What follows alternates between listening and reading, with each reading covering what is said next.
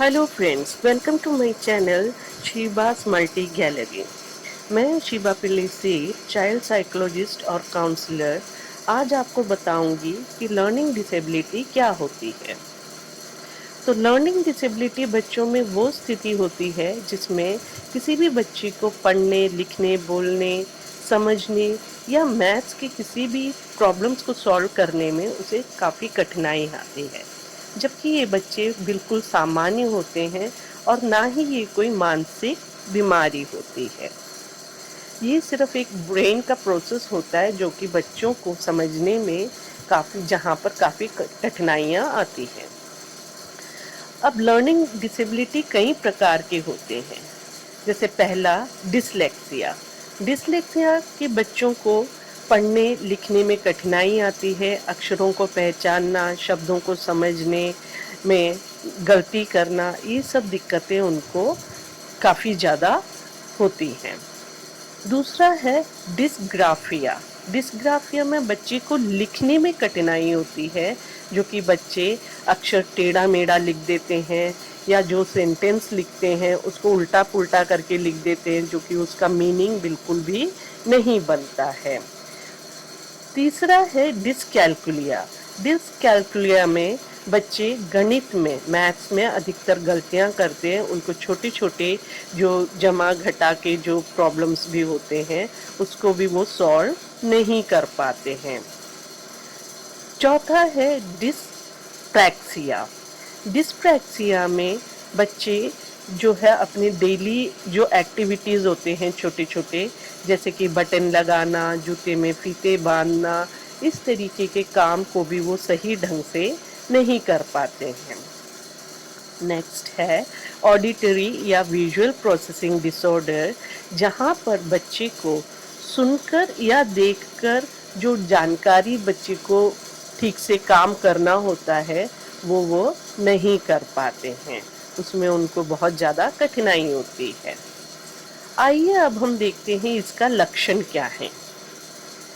Learning disability के लक्षण जो हैं वो हैं बच्चे को पढ़ने में या लिखने में बहुत ज़्यादा समय लगाना, अक्षरों या अंकों को उल्टा या गलत पहचानना, निर्देशों को याद ना रखना, ध्यान केंद्रित करने में कठिनाई होना यानी कि कंसंट्रेशन में, या स्कूल या कॉलेज में कम अंक लाना, लेकिन सामान्य बातचीत में वह बुद्धिमान काफ़ी लगता है।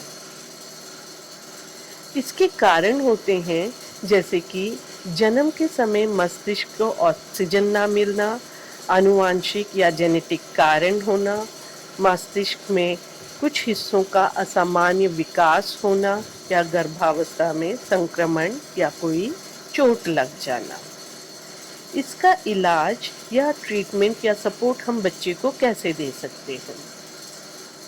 लर्निंग डिसेबिलिटी की कोई परमानेंट इलाज नहीं होता है, लेकिन हम सही समय पर और उसको सही सपोर्ट देकर बच्चे को काफ़ी कुछ हम हद तक सिखा सकते हैं, जैसे कि स्पेशल एजुकेशन, आईईपी यानी कि individual education plan, speech therapy, occupational therapy, माता पिता और शिक्षकों का सहयोग, सीखने के लिए ऑडियो, वीडियो या चित्रों का प्रयोग करके हम बच्चे को काफ़ी हद तक बहुत कुछ सिखा सकते हैं।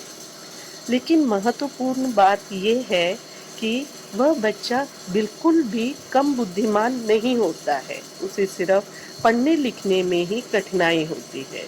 वो से अगर सही सहायता मिले तो वो कई चीज़ों में आगे निकल सकता है।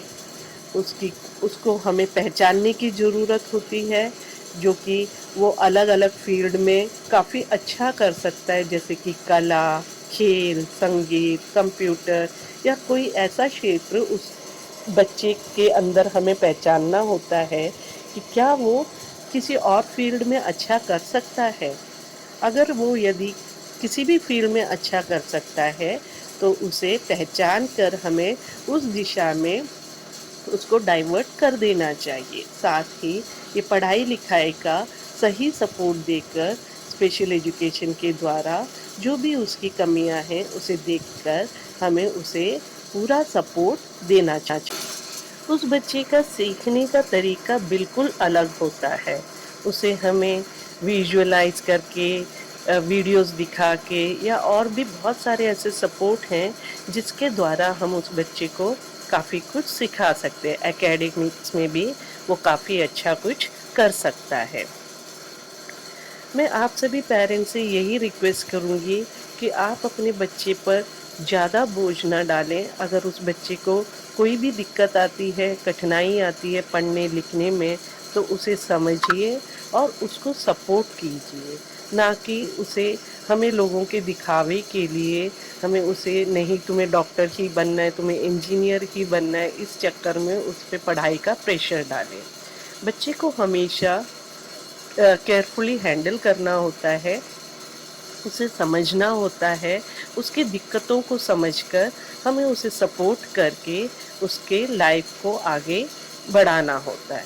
ये ज़रूरी नहीं है कि हर बच्चा पढ़ाई में ही एक्सीलेंट हो और वो सिर्फ डॉक्टर इंजीनियर ही बने। आजकल तो इतने सारे क्षेत्र खुले हुए हैं कि बच्चा किसी भी फील्ड में अच्छा कर सकता है। बस हमें अपने बच्चे को समझने की ज़रूरत होती है, उसे समझना और उसको समझकर उसके फील्ड में उसे अ, आगे ले जाना, यही हम पेरेंट्स का सबसे पहला कर्तव्य होना चाहिए। बच्चे को कभी भी फोर्सफुली पढ़ाकर उसे डॉक्टर ही इंजीनियर ही बनना है, ऐसा हमें उसके साथ फोर्स नहीं करना चाहिए। जैसा कि मैंने बताया कि लर्निंग डिसेबिलिटी के बच्चे सामान्य बच्चों की तरह ही होते हैं। ये इनको अगर सही सपोर्ट मिले तो ये अलग अलग फील्ड्स में, जैसे कि आर्ट्स हो गया, स्पोर्ट्स हो गया, म्यूज़िक हो गया, कंप्यूटर हो गया, इस तरह के किसी भी क्षेत्र में जहाँ पर वो अच्छा कर सकते हैं, उन्हें सही सपोर्ट की ज़रूरत होती है और वो काफ़ी अच्छा कर सकते हैं। तो मैं अंत में यही कहूँगी कि आप अपने बच्चों को सपोर्ट कीजिए, ढेर सारा प्यार कीजिए और मेरे इस चैनल पर बने रहिए। और मैं आगे आने वाले वीडियोस में आपको बताऊंगी कि लर्निंग डिसेबिलिटी के बच्चों उनको किस तरीके से पहचानें। तब तक के लिए धन्यवाद।